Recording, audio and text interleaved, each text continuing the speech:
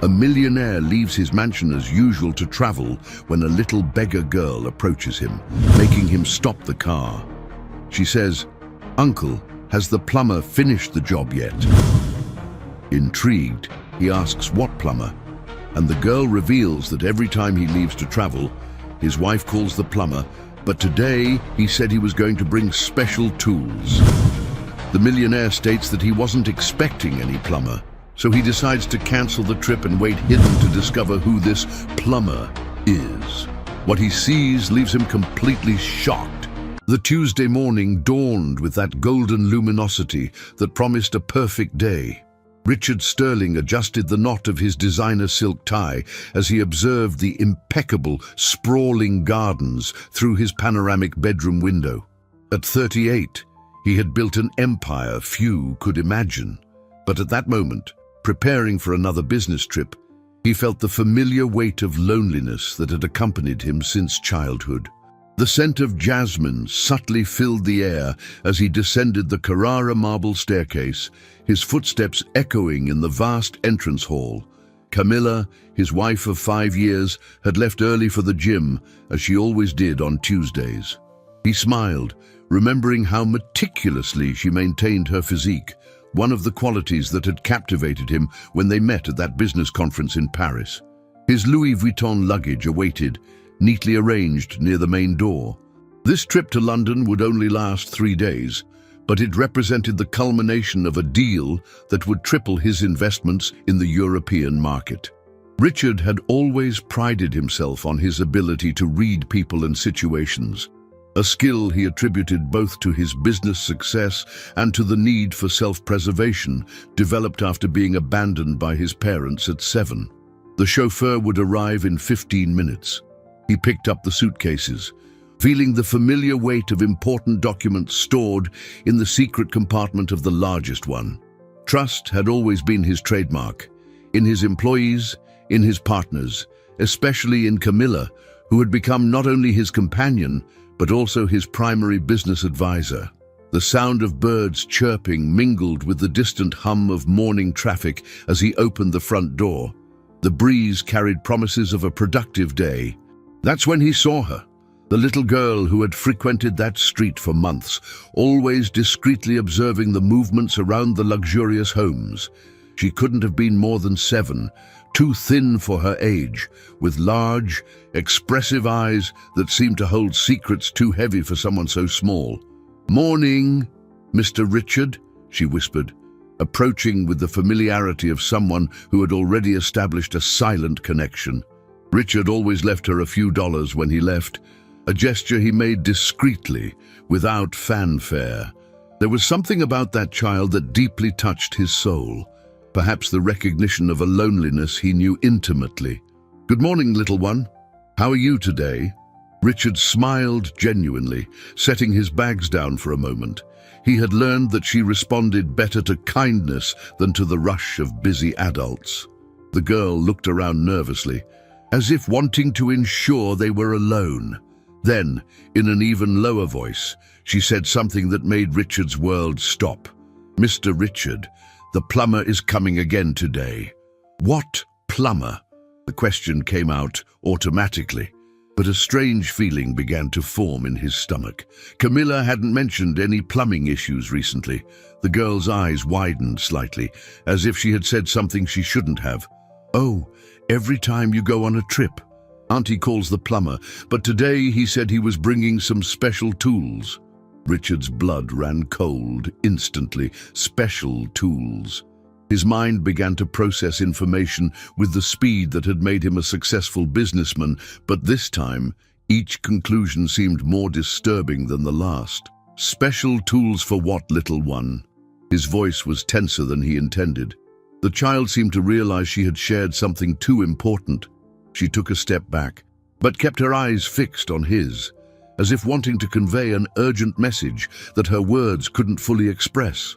At that moment, the sound of an approaching car broke the tense silence between them, and Richard realized his life had just changed forever. The chauffeur stepped out of the black Mercedes and walked towards the mansion entrance, but Richard raised his hand, signaling him to wait. His brain was working at maximum speed, processing every word the girl had said, like pieces of a puzzle he didn't even know existed. "Little one, are you sure about the plumber?" Richard knelt to be at her eye level, keeping his voice soft despite the storm brewing inside him. "Have you seen him other times?" The child nodded vigorously, her disheveled curls bouncing with the movement. "Yes, Mr. Richard. He always comes when you leave in the car with your bags. Auntie gets all dressed up, you know, with that strong perfume. You can smell all the way from the street." Strong perfume. Camilla always wore only a delicate, almost imperceptible fragrance. Richard felt the first knot form in his stomach. Every detail the girl shared seemed to deconstruct the perfect image he had of his married life. "And today is different because he's bringing special tools," he insisted, trying to maintain a casual tone while his mind raced frantically. "Yeah, I heard him call her yesterday afternoon. I was just around the corner, playing with a doll I found, when he walked by talking on the phone. He said he'd bring those tools you asked for today, and that this time it would be definitive." Definitive. The word echoed in Richard's mind like an alarm bell. What kind of plumbing work would be definitive? And why hadn't Camilla mentioned any hydraulic issues? They talked about everything, or at least he believed they did. The chauffeur discreetly cleared his throat, reminding him of his appointment. The flight to London was departing in 2 hours, and he should have already checked in. But how could he travel with that information pounding in his head? "Mr. Sterling, we need to go, sir," the chauffeur murmured, approaching respectfully. Richard looked at the girl once more. "What's your name, little one?" "Sophia," she replied softly, nervously fidgeting with the hem of her worn t-shirt. "Sophia, thank you for telling me this. You're a very observant girl." He took a $50 bill from his pocket and held it out to her. "Buy something nice to eat today, okay?" Sophia's eyes lit up, but she hesitated before taking the money. "Mr. Richard, aren't you going on your trip today?" The question surprised him. How had a 7-year-old perceived his hesitation? "Why do you ask that? You always rush off when you see me, hurrying so you don't miss your flight. Today you're different. You look worried." The girl's perceptiveness impressed him, and at the same time confirmed his fears. If even a child could sense that something was wrong, how had he been so blind? Richard made an impulsive decision. "Pete," he said to the chauffeur, "take the bags back inside. I'm cancelling the trip." "Sir, Mr. Thompson is waiting for you in London. This deal represents millions." "I know exactly what it represents," Richard interrupted, his voice carrying an authority that brooked no questioning. "Tell Mr. Thompson I had a family emergency. We'll reschedule for next week." As the chauffeur obediently carried the bags back inside, Richard turned to Sophia. "You said he always calls my wife before he comes." "Always. Usually early in the morning after you've left. But yesterday was different. It was in the afternoon, and he seemed more excited." Excited? Richard's stomach tightened even more. What kind of plumber got excited about plumbing work? "Sophia, I need to ask you a very important favor." Richard leaned closer to her. "Can you stay around here today and let me know if you see the plumber arriving? But without letting anyone know you're watching, okay?" The girl nodded solemnly, as if understanding the gravity of the situation. "You want me to be your spy?" Something like that. Richard almost smiled despite his anguish. "But it's our secret." "Agreed." "Agreed, Mr. Richard." He paused, surprised. "How do you know my name?" Sophia discreetly pointed to the golden plaque at the property entrance. "It says there, the Sterling Estate, and the mail carrier always says, 'Mail for Mr. Sterling,' when she delivers letters." Once again, the child's attention to detail impressed him. How many other things had she observed that could be important? As he walked back to the mansion, Richard felt he was about to discover truths he might prefer not to know.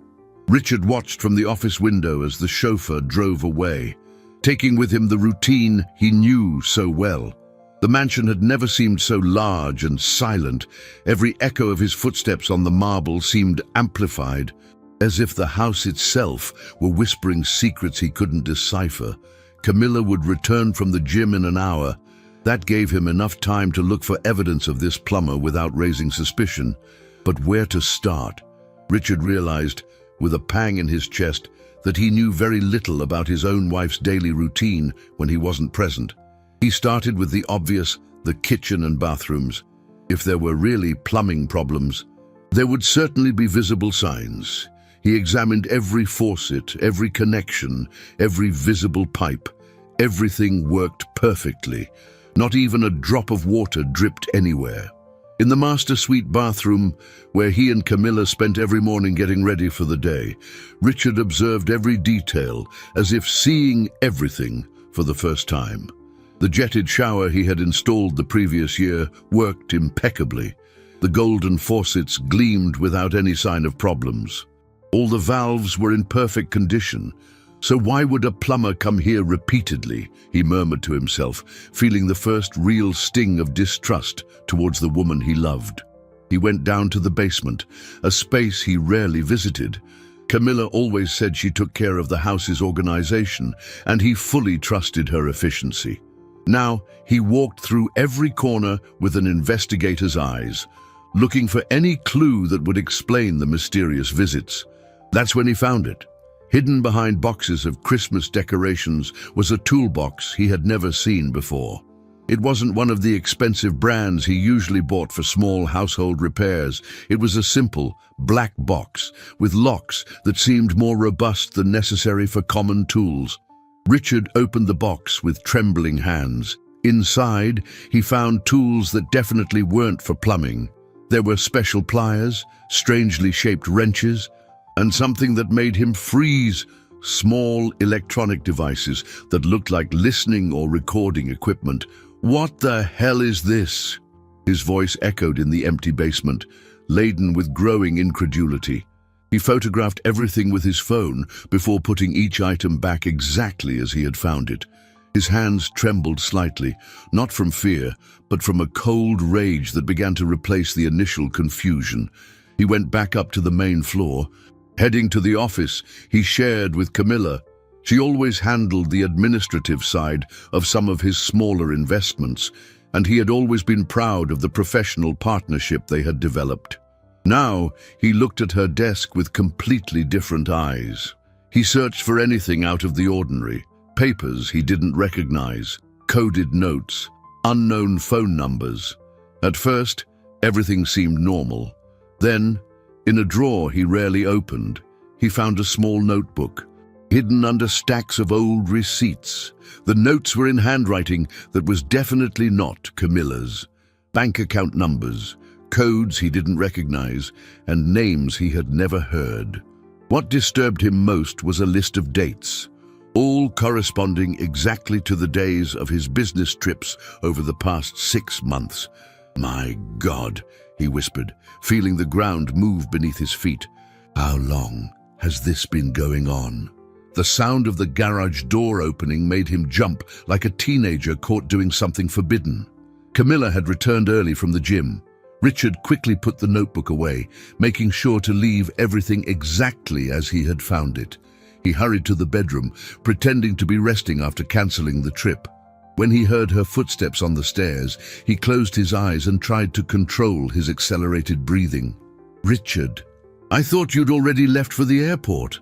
Camilla's voice echoed down the hall, laden with a surprise that sounded more like concern than joy. "I cancelled the trip. I was feeling a bit unwell," he replied, keeping his eyes closed as she entered the room. He felt her approach the bed, but couldn't help noticing the hesitation in her movements. Camilla, who always greeted him with warm kisses when she arrived, this time maintained a subtle but perceptible distance. "Unwell? You never cancel trips because of feeling unwell." There was something in her voice he had never noticed before, a kind of cautious calculation. "Maybe I'm getting old." Richard tried to sound casual, but every word from his wife now resonated like an alarm in his mind. What scared him most was realizing that, For the first time in 5 years of marriage, he felt fear of his own wife. Camilla remained standing beside the bed for a few seconds that felt eternal. Richard kept his eyes closed, but he could feel the weight of her gaze on him, as if he were being analyzed, studied. When he finally heard her move away towards the bathroom, he carefully opened his eyes. Through the vanity mirror, he watched her take her phone out of her bag and quickly type something. The expression on her face was not that of a wife worried about her husband's illness, but of someone whose plans had been unexpectedly altered. Richard felt a shiver run down his spine. "I'll take a shower and prepare a special lunch for you to recover," Camilla said, her voice resuming the sweet, caring tone he knew so well. But now, every word sounded rehearsed, theatrical. As soon as he heard the shower stop, Richard silently got up. He had only a few minutes to act. He went to the living room, where he kept an old landline phone he rarely used. He dialed his office. "Marina, I need you to do something discreetly for me," he told his personal assistant, keeping his voice low. "I need you to hire a private investigator, the best one you can find. I need information about some suspicious activities at my residence." "Mr. Sterling, is something wrong? You sound worried." Richard hesitated. Marina had worked with him for 10 years. She was one of the few people he trusted completely. It might be, and Marina, absolute secrecy. "Not a word to my wife in case she calls asking anything about my schedule or the trip cancellation." "Understood, sir. I'll handle it immediately." He hung up just as he heard the shower stop. He quickly returned to the bedroom, pretending he had just gone to the bathroom. When Camilla emerged wrapped in a towel, he noticed something he had never perceived before. She discreetly checked her phone for messages even before drying off. "Darling, how about some soup? It always helps when you're not feeling well," she suggested. But Richard noticed her eyes didn't show the usual genuine concern. "That would be great," he forced a smile. "Camilla, you haven't mentioned any plumbing problems lately?" The question caught her off guard. For a fraction of a second, Richard saw a flicker of panic cross her face before she regained her composure. "Plumbing? No. Why? Are you having any issues?" "Not exactly. It's just, you know how paranoid I am about house maintenance. Sometimes I worry something might go wrong when I'm traveling." Camilla laughed, but the laugh sounded forced. "You and your worries. If there were any problems, I'd take care of them immediately. You know me." "Yes," Richard replied slowly. "I thought I knew you." If she noticed the subtlety of the phrase, she didn't show it. Or perhaps she was too good at hiding reactions. While she prepared lunch, Richard took the opportunity to quietly slip out into the garden, where he knew he would find Sophia. The girl was exactly where he expected, playing with some pebbles near the gate. "Sophia," he called softly, approaching the fence. "Did anything happen today? Did the plumber show up?" The girl looked around before answering. "No, Mr. Richard, but he called Auntie. I heard her answer the phone in the backyard. She sounded angry and said you hadn't left, that the plans would have to change." Richard's heart pounded faster. "Plans? What kind of plans?" "I don't know everything, Mr. Richard, but she also said something about rescheduling everything for when he travels again, and that this time it couldn't go wrong." This time it couldn't go wrong. The words echoed in Richard's mind like hammers. How many other times had it gone wrong? What exactly was being planned for his absences? "Sophia, you are a very brave girl," he said, extending a few more bills through the fence. "Keep watching for me, but very carefully. If any strange adult approaches you or tries to take you away from here, you run to the house on the corner and ask for help, okay?" The girl's large eyes widened. "Mr. Richard, are you scared?" The simple question hit Richard like a punch. Yes, he was scared. Scared of discovering that the last 5 years of his life had been an elaborate lie. Scared that the woman who slept beside him every night was a stranger. Scared of not knowing the extent of the betrayal. "A little one. But you'll help me be brave, okay?" Sophia nodded solemnly. "I'll take care of you, Mr. Richard." When he went back inside, he found Camilla putting soup on the table. She smiled sweetly, as she always did. But now Richard saw calculation behind that expression. How had he been so blind for so long? "Ready, my love. Your medicinal soup is served." He sat at the table, observing her every movement, every expression, every word. It was like seeing his own wife for the first time, and the discovery terrified him. Throughout lunch, a single question pounded in his mind. Who was the woman sitting across from him, really? The next morning, Richard woke with the sensation that he had slept beside a stranger. Camilla behaved normally, preparing breakfast with the same efficiency as always, but her every gesture now seemed calculated. He subtly watched as she obsessively checked her phone, always turning the screen away from him. "Honey, I need to go to some meetings today," she announced casually, spreading jelly on toast. "Annoying administrative matters for our smaller investments. You know how bureaucratic these things are." Richard nodded, maintaining a neutral expression despite the alarm blaring in his mind. Camilla had never mentioned in-person meetings for these matters before. Everything had always been handled by phone or email. "Of course. Will it take long?" "Maybe all day. You know how these things are." She kissed him on the forehead, a gesture that should have been affectionate but now made him nauseous. "Get plenty of rest. You still look a bit under the weather." As soon as she left, Richard called Marina. "Has the investigator been hired?" "Yes, sir. Detective Charles Miller, with excellent references. He can start today if needed." "It is needed. Give him my address and tell him it's extremely urgent. I want discreet surveillance of my residence, especially of people who might approach when my wife is alone." "Understood. Anything else?" Richard hesitated before asking the question that tormented him. "Marina, could you discreetly check the joint bank account's history, especially transactions on days when I was traveling in the last 6 months?" "Of course, sir. I'll handle that immediately." After hanging up, Richard went to the basement again. This time, he examined everything more carefully. Besides the mysterious toolbox, he found something he had missed the day before. A small stack of papers hidden behind the furnace. They were receipts from expensive hotels, sophisticated restaurants, jewelry stores, all dated exactly to the periods of his travels. But what shocked him was realizing that the amounts were astronomical, far beyond what Camilla usually spent, and all paid with cards he didn't recognize. "How did she get these cards?" he muttered, photographing each document. One receipt in particular caught his attention. It was from an exclusive jewelry store for $50,000, purchased 2 weeks ago, exactly when he had been in Chicago closing a contract. The item description was vague. "Special services as requested." What kind of special services would a jewelry store offer for $50,000? His cell phone rang, interrupting him. It was an unknown number. "Mr. Sterling, this is Detective Miller.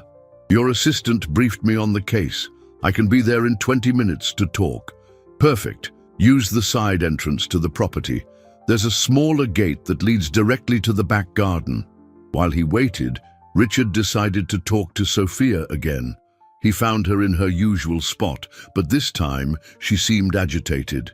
"Mr. Richard, something strange happened last night," she said as soon as she saw him. "After you went inside, I saw Auntie talking on the phone in the garden. She was very nervous and said things like, 'He suspects something, and we'll have to speed up the timeline.'" Richard's blood ran cold. "Timeline? What kind of timeline did she mention?" "I didn't understand everything, Mr. Richard, but she also said something about the transfer has to happen before he finds out, and the document is almost ready." Transfer. Document. The puzzle pieces began to form a terrifying picture. Richard felt the ground disappear beneath his feet. They were planning to steal everything and flee. "Sophia, listen closely," he said, kneeling to be at her height. "From now on, I want you to be very, very careful. If any adult you don't know tries to talk to you or offers you anything, you run. Understand?" The seriousness in his voice scared the girl. "Mr. Richard, are you in danger?" Before he could answer, he saw a man approaching from the side entrance. He wore casual clothes, but had the unmistakable demeanor of someone accustomed to dangerous situations. It must be the detective. "Sophia, I'm going to talk to a friend now. You stay here, but far away. Okay? And if you see my wife coming back, you let me know." Detective Miller approached with a firm handshake. He was a middle-aged man with graying hair, eyes that seemed to read every detail of the environment. "Mr. Sterling, from what your assistant informed me, you suspect irregular activities at your residence during your absences." "More than suspect, I'm sure." Richard handed him the photos of the documents and tools. "I found all of this hidden in my own house, and there's a child from the street here who has been observing strange movements." The detective examined the images with professional attention. His expression grew increasingly serious.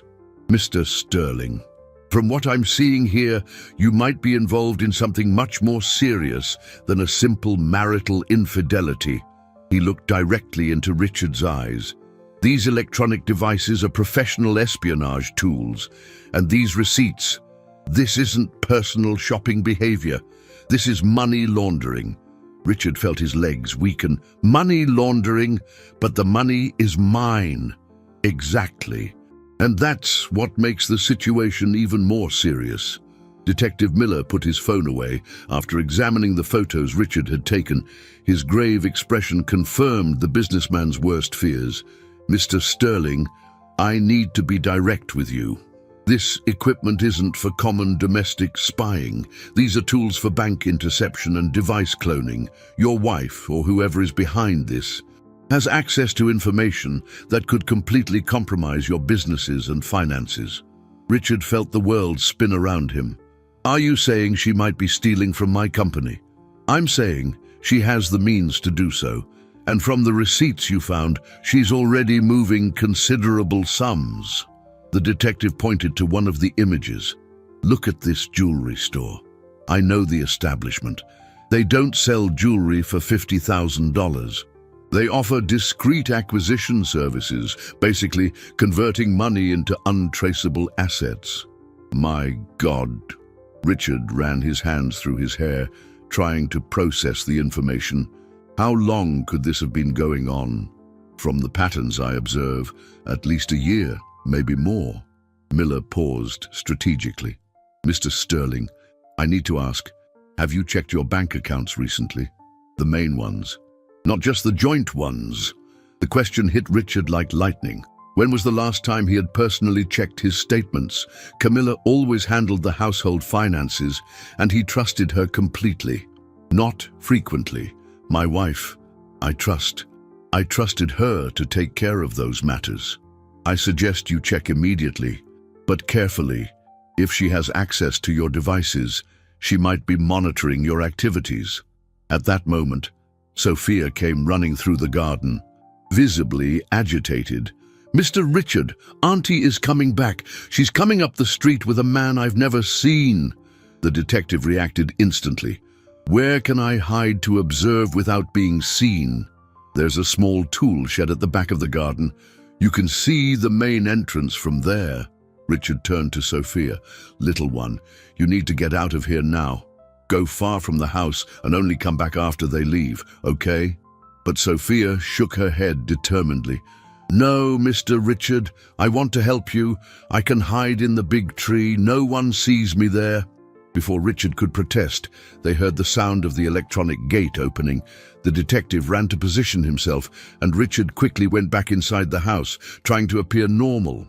Camilla entered, accompanied by a tall, dark-haired man, dressed in simple work clothes. He carried a toolbox identical to the one Richard had found in the basement. "Darling, so glad you're feeling better," Camilla said, but Richard noticed the tension in her voice. "This is Mr. Johnson, the plumber who's going to check a small problem with the hydraulic system." The man extended his hand to Richard. "Nice to meet you, Mr. Sterling. Your wife told me about some strange noises in the pipes when you're not home." The lie was so blatant that Richard almost couldn't maintain his composure. Noises. I didn't notice anything. Oh, they're very subtle, Camilla quickly intervened. I only noticed because I spend more time at home when you're traveling. Better safe than sorry, right? Richard watched the two as they feigned normalcy. There was an intimacy between them that didn't align with a professional relationship. The way they looked at each other, how they communicated through almost imperceptible gestures. They were clearly much closer than Camilla made it seem. Of course, better safe than sorry indeed. Richard forced a smile. I'll let you work. I'll be in the office if you need anything. He went up to the office but positioned himself to discreetly observe their movements. Instead of heading to any area that needed hydraulic repair, they went directly to the shared office downstairs. Richard silently descended the stairs and positioned himself where he could listen without being seen. What he heard made his blood run cold. The transfers have to happen today, Camilla's voice said, now without any sweet disguise. He cancelled the trip, which means he's suspicious. We can't wait any longer. But we're still missing some documents, the supposed plumber replied. If we do it now, it might leave traces. I don't care about traces. In 48 hours, we'll be out of the country. He can suspect all he wants. Out of the country. Richard felt the floor disappear completely beneath his feet. They were planning to steal everything and flee. And what about the kid problem? The man asked. She saw too much. She could be dangerous. The girl from the street. Camilla's voice took on a cold tone Richard had never heard. No one will believe an abandoned child, but if she continues to be a nuisance, we can deal with that too. The menacing tone in the voice of the woman he had loved for 5 years made Richard tremble with horror. It wasn't just his money at risk. Sophia was also in danger. At that moment, he realized he knew absolutely nothing about the woman he had married.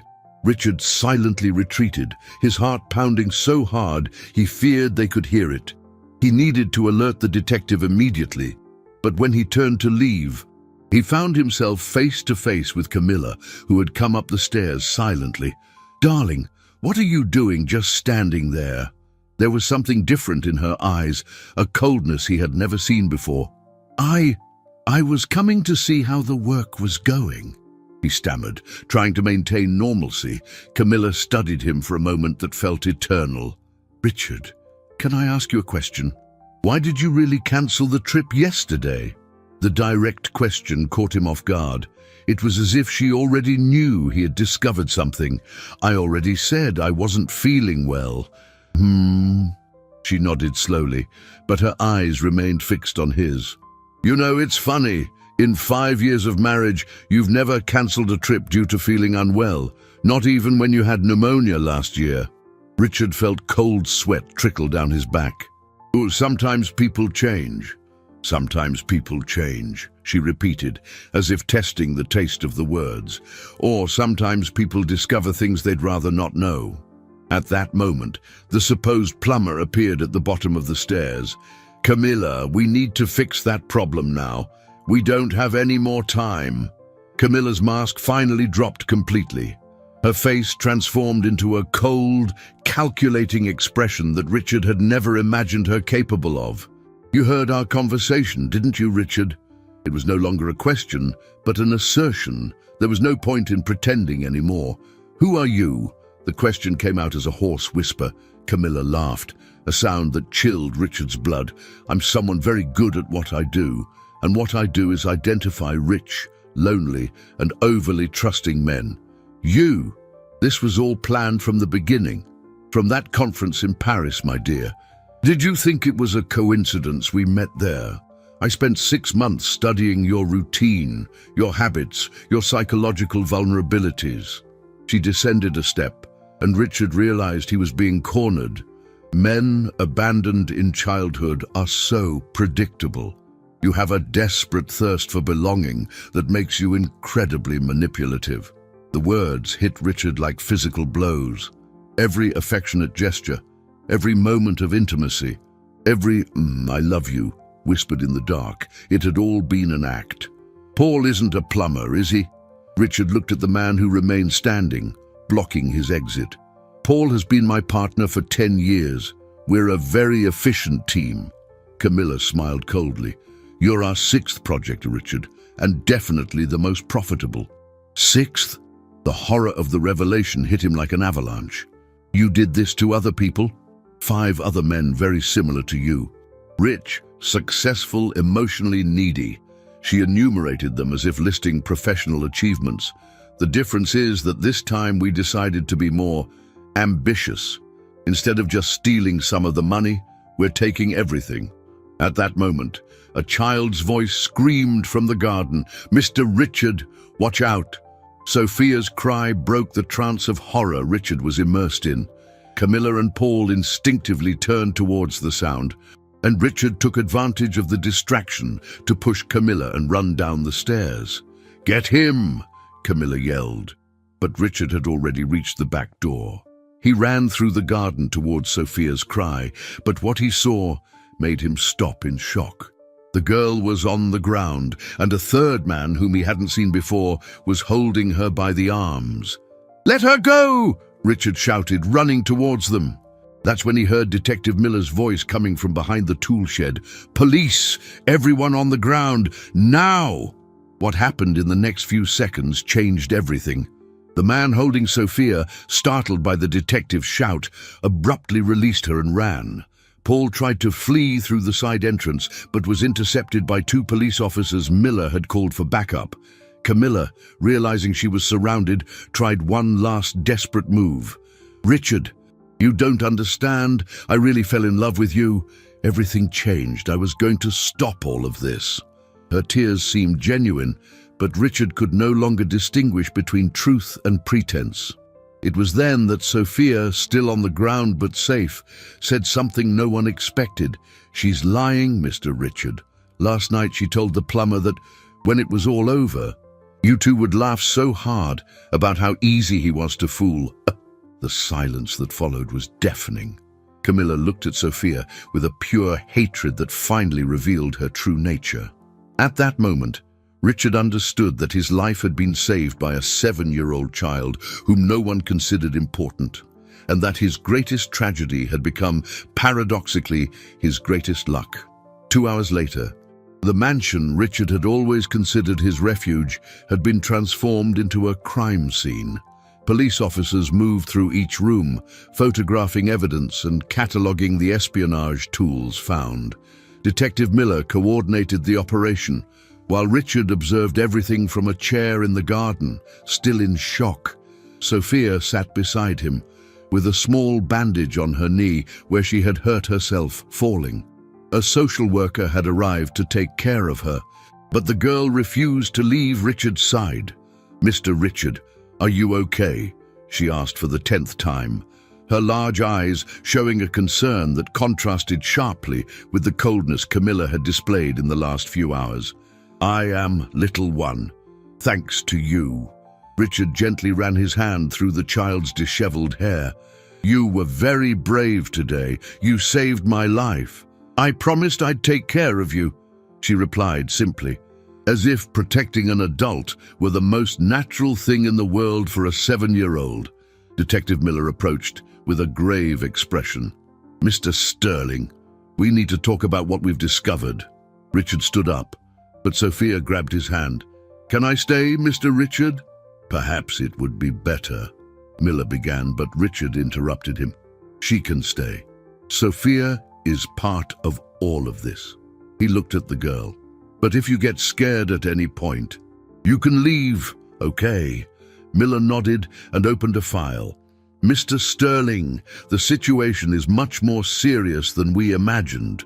Your wife, whose real name is Victoria Hayes, and her accomplice Mark Evans form a duo specializing in long-term marital scams." "You said they did this 5 times before," Richard murmured, remembering Camilla's words. "Correct. We gained access to their computers and found detailed records of other operations. They didn't just steal money. They deeply studied the psychology of their victims, their emotional vulnerabilities, creating complete psychological profiles to maximize manipulation." Richard felt nauseous. "So, everything she knew about me, All the intimate things I shared were used as manipulation tools. They had notes on your fears of abandonment, your need for control, even your culinary tastes and bedroom preferences. Miller paused delicately, looking at Sophia. Pardon my frankness, but it's important you understand the extent of the violation. Sophia, who had listened to everything with solemn attention, surprised both men. Mr. Richard, Auntie never really liked those songs you used to listen to in the garden. When you weren't around, she always changed to different ones and spoke badly about them. Even in small things, everything had been a lie. Richard felt a deep pain in his chest, as if he were mourning someone who had never truly existed. "There's more," Miller continued. "We found evidence that they were planning not only to steal your assets, but also to forge documents to simulate your death in an accident. That would explain the special tools Sophia mentioned." My death. Richard felt the world spin. Apparently, killing the victims became part of their modus operandi in recent operations. We discovered that at least 2 of the previous targets died in accidents shortly after transferring their fortunes. Sophia squeezed Richard's hand tighter. "That's why I was worried, Mr. Richard. They always talked about you like you were temporary."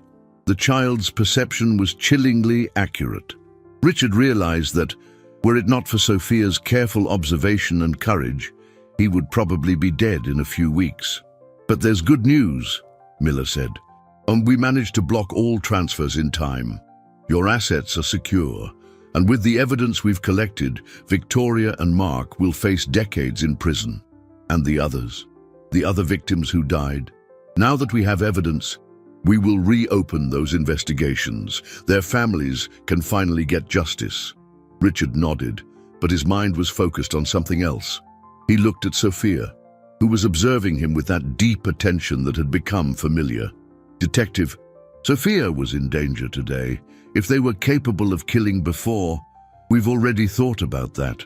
The social worker will ensure she stays safe until—" "No." Richard's voice was firmer than he expected. "Sophia stays with me." The social worker, who had remained silent until then, spoke up. "Mr. Sterling, I understand your gratitude, but there are legal procedures for child custody. Sophia needs specialized care. A structured family—" "She has a structured family," Richard interrupted, surprising himself with the conviction in his voice. "She has me." Sophia looked at him with shining eyes. "Mr. Richard, do you want to be my real dad?" The simple question hit Richard more deeply than all the day's revelations. For 5 years, he had believed he had a family with Camilla. Now he discovered that his true family had been on the street in front of his house all along, watching, protecting, caring. "If you want me to be your dad, Sophia, yes, I really want to be your real dad." 3 days later, Richard found himself in the office of the social worker, Dr. Evelyn Reed, with Sophia by his side. The girl wore new clothes he had bought, but still maintained that attentive, mature gaze that had impressed him from day one. "Mr. Sterling, I need to explain that the adoption process is not simple," Dr. Reed said, leafing through a thick folder. "There are background checks, psychological evaluations, home visits—" "I understand. I'm willing to do whatever is necessary," Richard replied without hesitation. "There's also the matter of Sophia's history. She isn't just a typical homeless child." Dr. Reed looked gently at the girl. "Sophia, can you tell Mr. Sterling about your parents?" Sophia lowered her eyes, nervously playing with her hands. "Mr. Richard, I didn't tell you the whole truth about how I ended up on your street." Richard felt a tightening in his chest. "You can tell me now, little one, no matter what it is. My parents were rich too. Dad had a big company like yours." Her voice became almost inaudible. "But they met a woman like Auntie Camilla. She married my dad and stole everything." Richard's world stopped. "Sophia, are you saying that Auntie Camilla and Paul did the same thing to my parents that they tried to do to you?" Tears began to stream down the girl's face. "Only with them it worked," Dr. Reed confirmed with a grave nod. Sophia's parents, David and Sarah Miller, were victims of Victoria and Mark 2 years ago. The operation was successful. They lost everything: company, house, savings. The marriage couldn't withstand the trauma, and they separated. And Sophia? She stayed with her mother initially, but Sarah developed severe depression and couldn't care for a child. Her father tried to regain custody but was struggling with financial problems and alcoholism. Sophia ended up in the foster care system but ran away multiple times. Sophia wiped her tears with the back of her hand. I ran away because I recognized them, Mr. Richard. When I saw Auntie Camilla at your house, I remembered her. She had another name when she met my dad, but it was the same person, the same way of smiling, the same voice when she got angry. Richard felt a mix of horror and admiration. You recognized Camilla and decided to protect me. At first I just wanted to be sure. I kept watching, and I saw it was the same thing that happened to Dad. The plumber, the lies, everything the same. Sophia looked him directly in the eyes. I couldn't let it happen to you too. You were always kind to me. No one else cared if I was hungry or cold. The revelation hit Richard like a lightning bolt. A 7-year-old child had recognized a complex criminal scheme and had risked her own life to save a stranger who showed her basic kindness. Sophia, he said, his voice choked with emotion, you are the bravest person I know. Dr. Reed gently intervened. There's one more thing, Mr. Sterling. Sophia has been trying for months to help us locate Victoria and Mark so that others wouldn't be harmed. She gave us detailed descriptions, behavior patterns. Her information was crucial for us to understand how they operated. You were working with the police? Sophia shook her head. Not exactly. I tried to tell some adults about Auntie Camilla, but no one believed me. They said I was just a traumatized kid making up stories. But you didn't give up. I couldn't give up. If I didn't tell someone, they would keep hurting people. She paused. Like they hurt my dad and my mom. Richard knelt before Sophia's chair, taking her small hands in his. Sophia, I want you to know something. Your parents, what happened to them was not your fault. And what you did, saving me, was extraordinary. But if I had been smarter when it happened to them, you were 5, little one. There was nothing you could do. Richard pulled her into a hug. But now, at 7, you saved not just me, but probably many other people Victoria and Mark could have harmed.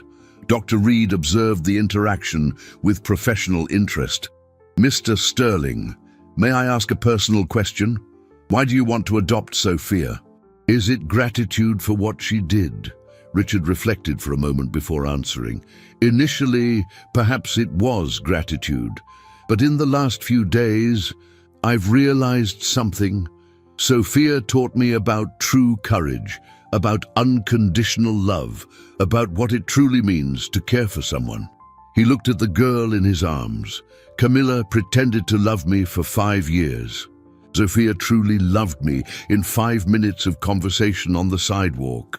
And her biological parents? Sophia pulled back slightly from the hug to answer. My dad is in a clinic getting treatment. My mom, she said she can't take care of me anymore because I remind her of everything we lost. Her voice was sad, but there was no bitterness. I understand. Sometimes it's very hard to remember bad things. Sophia has spoken with both her parents about the possibility of adoption, Dr. Reed explained. Both agreed it would be better for her to have a new family. It was a very difficult decision, but made with love. Richard felt his heart break and mend at the same time. Sophia, are you sure you want me to be your dad? It won't be just for a few days or weeks. It will be forever, Sophia smiled, the first truly joyful smile he had seen on her face. Mr. Richard, you're already my dad. It just needs the paper to say so. A week after the conversation in the social worker's office, Richard and Sophia were transforming the guest room into a real child's bedroom. Sophia had chosen a simple decor, light yellow walls with bird drawings, a white canopy bed, and a bookshelf full of books Richard had bought especially for her. Mr. Richard, can I ask you a question? Sophia was sitting on the floor, organizing her new books by preference. "Of course, little one, you can ask me anything." Richard stopped assembling the study desk to give her his full attention. "Do you miss Auntie Camilla?" The question caught him off guard. In the past few days, he had been so focused on caring for Sophia and dealing with legal matters that he hadn't fully processed his feelings about the betrayal. "It's a difficult question," he answered honestly. "I miss the person I thought she was, but that person never truly existed. So, it's strange to miss someone who was just pretending." Sophia nodded with that seriousness that always surprised him. "It's like when my parents argued because of the money they lost. I missed how they used to be, but they couldn't be those people anymore." Exactly. Sometimes we lose people we love, even when they're still alive. Richard sat on the floor beside her. "But you know what I discovered, Sophia? Sometimes, when we lose something we thought was important, we gain something even more precious." "Me? You?" He smiled, running his hand through her hair. "And the most incredible thing is that you were always there, on the street outside, waiting to be discovered." Sophia was silent for a moment, then said something that deeply touched Richard's heart. "Mr. Richard, can you teach me how to be a rich kid? I don't know if I know how." The question revealed a vulnerability she had hidden until then. Richard realized that, despite all her maturity and courage, Sophia was still a child who had lost everything she knew and now feared she wouldn't fit into her new world. "Sophia, there's no right or wrong way to be a child, rich or poor. It doesn't matter." He turned to face her. "You just need to be yourself, the brave, intelligent and caring girl you already are." "But what if I don't know which forks to use at dinner, or if I say something wrong when your friends come over?" Richard laughed softly. "Little one, you saved my life by observing details even the police hadn't noticed. You're smarter than most adults I know. Don't worry about forks and social rules. Those are just details we learn over time. And what if I miss living on the street sometimes?" The question revealed something Richard hadn't considered. "You miss it." Sophia lowered her eyes. "A little bit. On the street, I knew who I was. I was the girl who watched and took care of things. Here, sometimes I don't know what my role is." Richard felt his heart ache. He had focused so much on giving Sophia material comfort that he hadn't thought about the emotional transition she was experiencing. "Sophia, your role here is to be my daughter. That means you can be exactly who you are, but now with safety, food, a warm bed, and someone who takes care of you." He paused. "And do you know the most important part of your role?" "What?" "To continue being the observant and protective person you've always been. Only now you use that skill to protect each other as a family." Sophia smiled shyly. "So I can keep paying attention to things?" "Please do. Your observational skills are a gift." Richard stood up and extended his hand to her. "How about we take a walk around the garden? You can show me all the details you've observed about our house over the past few months." As they walked through the garden, Sophia pointed out things Richard had never noticed. Which part of the lawn received the most sun, where birds like to build nests? Which window had the best view of the street? "Mr. Richard, can I tell you a secret?" she said when they stopped near the tree where she used to hide. "Of course. For the past few months, when I watched you leave for work in the morning, I used to pretend you were my dad. I imagined you were going to work and that when you came back, I'd be here waiting." She looked at the house. "I never thought it could be real." Richard felt his eyes well up with tears. "Sophia, you know what's most incredible? I always felt like something was missing from my life, but I didn't know what it was. Now I know it was you. Really, you brought something into my life I didn't even know I needed." He knelt to be at her height. "You taught me that family isn't about blood or paperwork. It's about taking care of each other, protecting each other, and being present in important moments." Sophia hugged him tightly. "So we're a real family now. We're a real family now." At that moment, watching the little girl who had saved his life, and was now his daughter playing in the garden where everything had begun. Richard understood that sometimes the greatest blessings come disguised as the greatest tragedies. 2 weeks later, Richard faced his first big challenge as a dad. Sophia was sitting at the breakfast table, distractedly pushing her food around without eating, with dark circles under her eyes that indicated another restless night. "Sophia, you're not eating again," he observed, trying to keep his voice soft. "Is something wrong?" The girl shrugged, avoiding his gaze. For the past 3 days, she had become quiet and distant, very different from the communicative child who had adapted so well to her new life. "Little one, we talked about this. You can tell me anything that's bothering you." Sophia finally looked up, and Richard saw tears forming. "Mr. Richard, what if Auntie Camilla comes back?" The question surprised him. "Sophia, she's in prison. She can't come back. But what if she gets out? What if she finds out I was the one who told you about the plumber?" Sophia's voice trembled. "And what if she comes after me?" Richard understood immediately. The child was suffering from post-traumatic stress, reliving the fears and anxieties of everything she had been through. He stood up and sat down beside her. "Sophia, look at me." He waited until she did. "Remember when you protected me by observing the house and warning me about the plumber?" She nodded. "Now it's my turn to protect you. Camilla can't get out of prison for many, many years. And even if she could, she'd have to get through me first." His voice took on a firm, protective tone. "And I promise, I will never, ever let anyone hurt you. But you didn't know she was bad before. How can you be sure now?" The question revealed a painful wisdom. Sophia had learned too early that adults don't always manage to protect the children they love. "You're right. I didn't recognize Camilla before because I wanted to believe what she showed. I didn't pay attention to the signs." Richard took Sophia's small hands in his. "But now I've learned something very important from you. To truly pay attention. To observe. And you taught me that." "I taught you?" "Yes. You showed me how important it is to observe details, trust your instincts, not ignore signs of danger." He smiled. "Do you know what that means? It means now both of us are alert. We're a team of mutual protection." Sophia thought for a moment. "Like superheroes." "Exactly like superheroes. You have the superpower of observation, and I have the superpower of protection. Together, we're invincible." For the first time in days, Sophia smiled slightly. "And what's our superhero name?" Richard pretended to think deeply. "How about Fortress Family?" "Fortress Family," Sophia repeated, liking the sound. "I like it." "But Sophia, even superheroes sometimes get scared.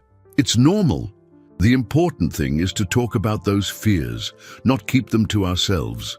Sophia nodded, then said something that showed how she was processing the situation. "Mr. Richard, yesterday I dreamed that Auntie Camilla came back. But in the dream, I couldn't speak to warn you. I woke up really scared. Nightmares are normal after what we've been through.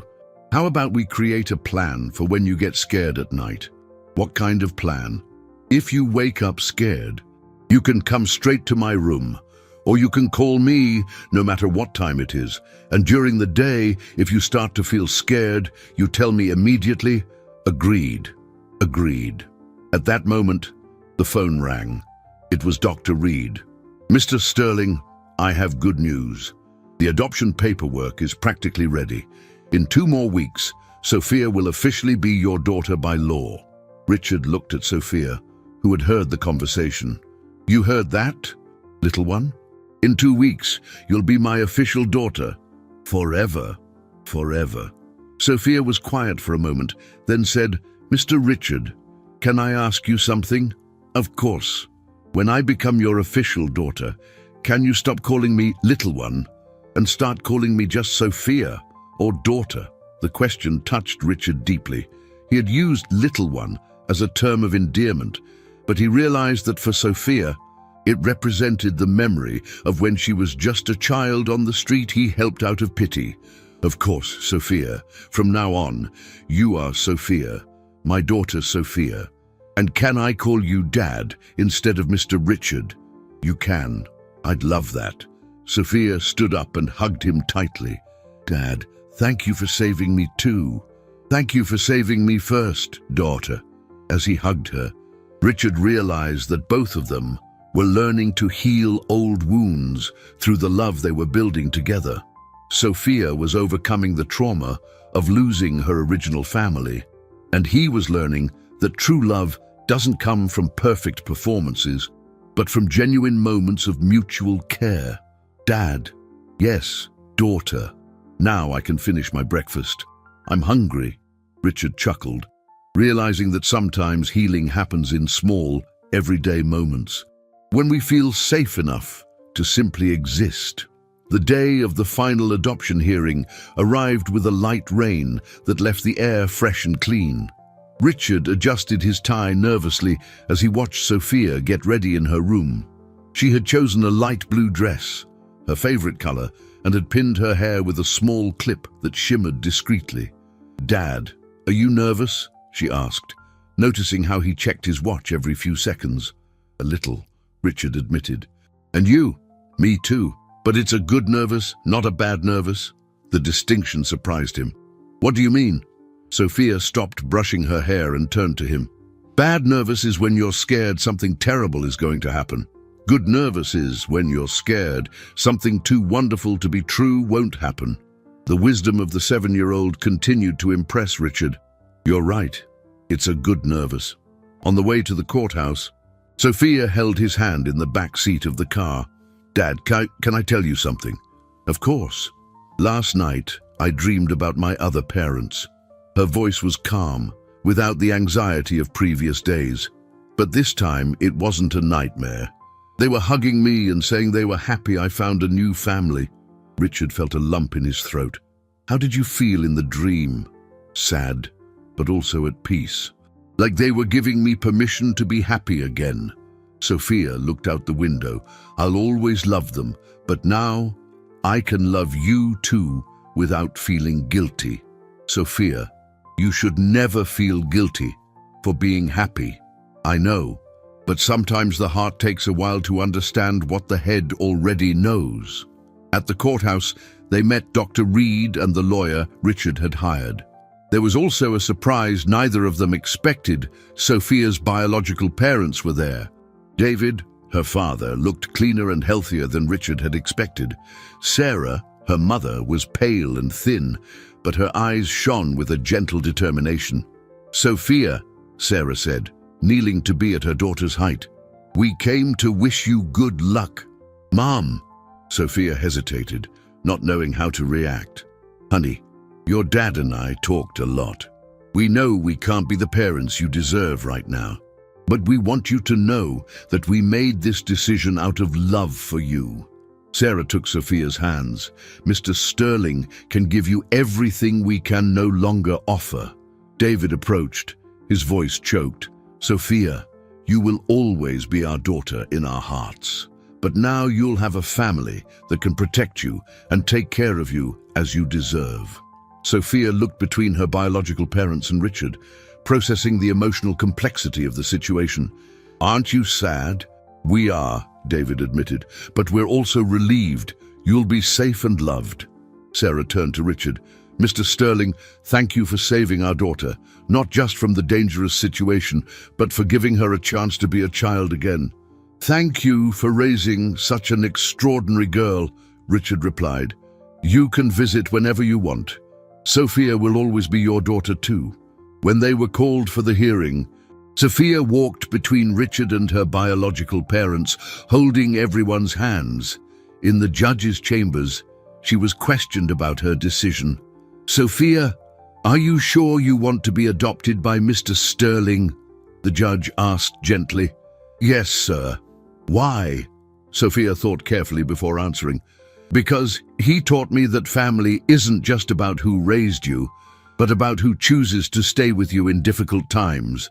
And because when I was scared and alone, he truly saw me.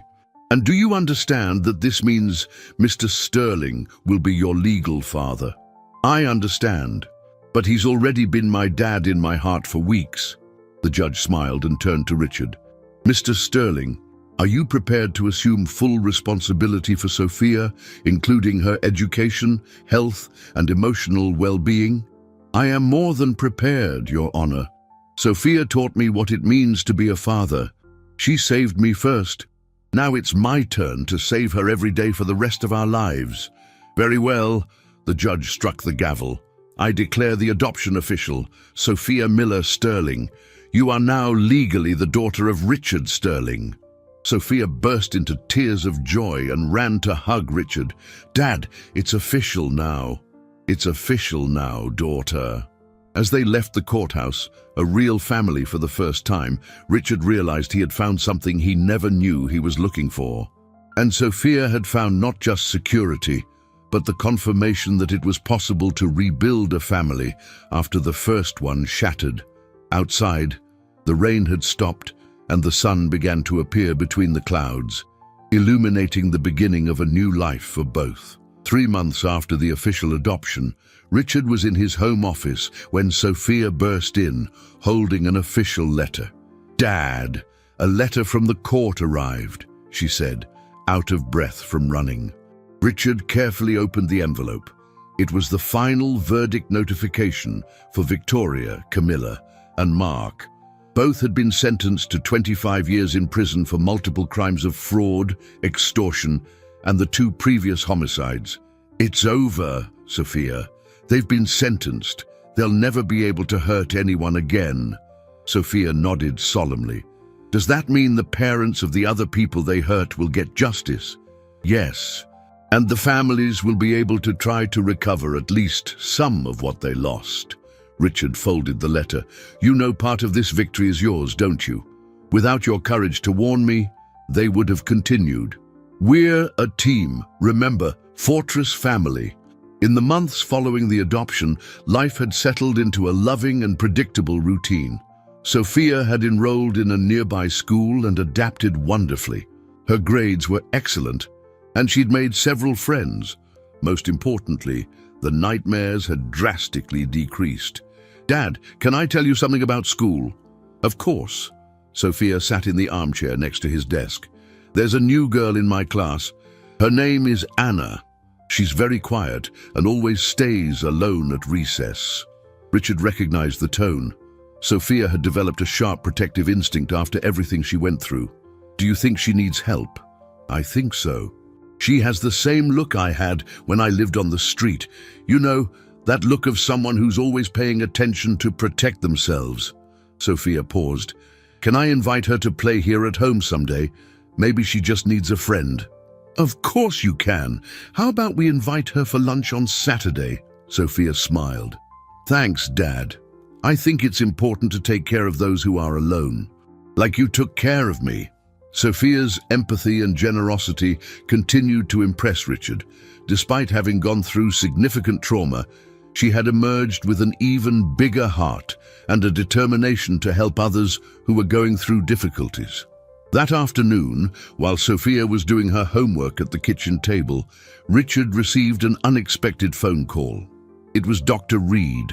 Mr. Sterling, I have a somewhat unusual question. Would you and Sophia be interested in participating in a mentorship program for other families going through the adoption process? What kind of mentorship? You would share your experience with other adoptive parents and children.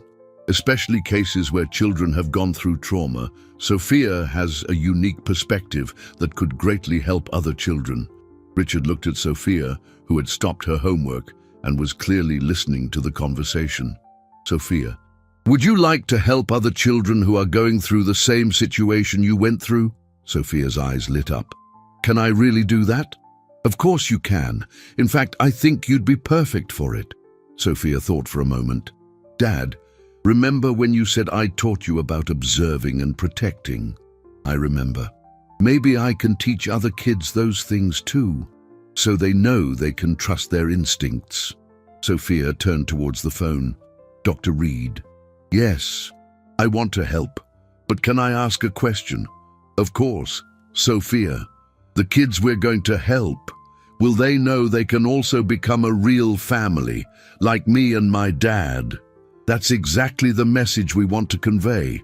Then I want to participate. After Richard hung up the phone, Sophia returned to her homework, but stopped again to say, "Dad, do you know the most incredible part about having a family?" "What?" "It's that love doesn't run out when you share it. In fact, it gets bigger." She smiled. "Like, I love you, but I still have plenty of love left to help other people." Richard felt his heart swell with pride. In less than a year, Sophia had evolved from a traumatized child living on the streets to a confident, loving, and generous girl, determined to use her experiences to help others. "Sophia, do you know you're one of the wisest people I know?" "I learned from the best dad in the world," she responded casually, returning to her math homework.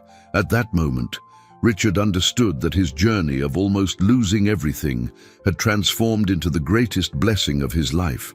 Not only had he gained an extraordinary daughter, but he had discovered his true purpose: to create a home where genuine love could flourish and multiply, reaching out to others who needed hope. The house that had once been a stage for lies and manipulation now became a sanctuary of true love and mutual growth.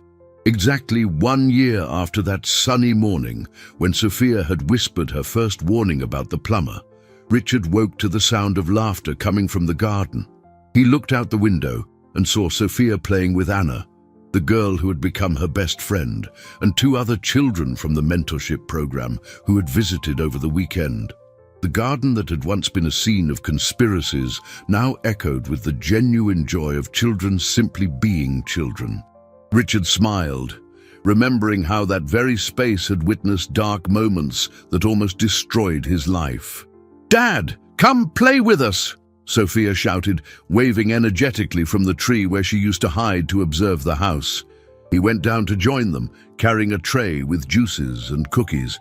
The children greeted him with warm hugs, something that still surprised and deeply moved him. "Mr. Sterling," said Miguel, an 8-year-old boy they had met through the mentorship program. "Sophia told me you guys are real superheroes. Is that true?" Richard exchanged a knowing look with Sophia. "What do you think?" "I think so. Sophia said she has the power to observe and protect, and you have the power to care for and give a family to those who need one." "Miguel is right," said Anna, who had become more confident in recent months. "You saved each other." Sophia approached Richard and held his hand. "Dad, can I tell them about the new project?" In recent weeks, Richard and Sophia had started working on something special: the creation of a foundation to help vulnerable children and adults who were victims of financial crimes. Sophia had suggested the name Protective Observers Foundation. "Of course, you can tell them," Sophia brightened. "We're going to open a foundation to help kids who are alone and adults who were tricked by bad people, like what happened to me and my dad." "And you're going to live in a giant house with all those kids?" asked one of the girls. "Not exactly," Richard chuckled. "We'll help find loving families for each child, just like what happened with us. And we'll teach adults to pay attention to the signs, like Sophia taught me. The best part," Sophia added, "is that we'll have a team of kids who have been through tough stuff to help other kids, because those who've been through it know best what it's like." Miguel clapped his hands. "Can I help when I grow up?" "Of course you can. Everyone can help." At that moment, Richard received a message on his phone. It was from Detective Miller, now retired, but who had become a close family friend. "Richard, I saw the news about the foundation in the paper. Congratulations. I've attached an article that might interest you both." The article reported that, thanks to the evidence collected in Victoria and Mark's case, 3 more similar cases had been solved, resulting in the arrest of other criminals and the recovery of millions in stolen assets for the victim families. "Sophia, come see this," Richard called, showing her the article. Sophia read carefully, her expression growing increasingly serious. "Dad, does this mean more people got justice because of us?" "Because of you, mainly. If you hadn't been brave enough to warn me that day..." We're a team, remember? Sophia smiled. But it's amazing to think that terrible day turned into something that helped so many people. As the children returned to their play, Richard and Sophia sat on the bench under the tree, the same spot where she used to observe the house in the days she lived on the street. "Dad, can I ask you a philosophical question?" Sophia said, using an expression she had recently learned. "Of course. Do you think bad things happen for a reason, like to teach something or lead to something good?" Richard reflected carefully. "I think bad things just happen sometimes, but I also think we can choose what to do with them. We can let them destroy us, or we can use the experience to help other people." "Is that what we did?" "That's exactly what we did. We transformed our pain into purpose." Sophia nodded wisely. "You know the most incredible part of all this?" "What?" "It's that the day I warned you about the plumber, I thought I was just saving you. But actually, I was saving our whole family, even without knowing we were going to become a family." Richard felt his eyes fill with tears of gratitude. "Sophia, you didn't just save our family. You saved my capacity to trust, to love, to be truly happy. And you saved me from loneliness and taught me that I deserve to be loved exactly as I am." At that moment, observing the children playing in the garden where everything had begun, Richard understood that sometimes the greatest transformations are born from the darkest moments. The plumber, who should have been an instrument of destruction, had, ironically, become the catalyst that mended two broken hearts and united them into a family based on genuine love and regained trust. The little girl who lived on the streets and whispered a warning had saved not just a rich man, but had found her own home.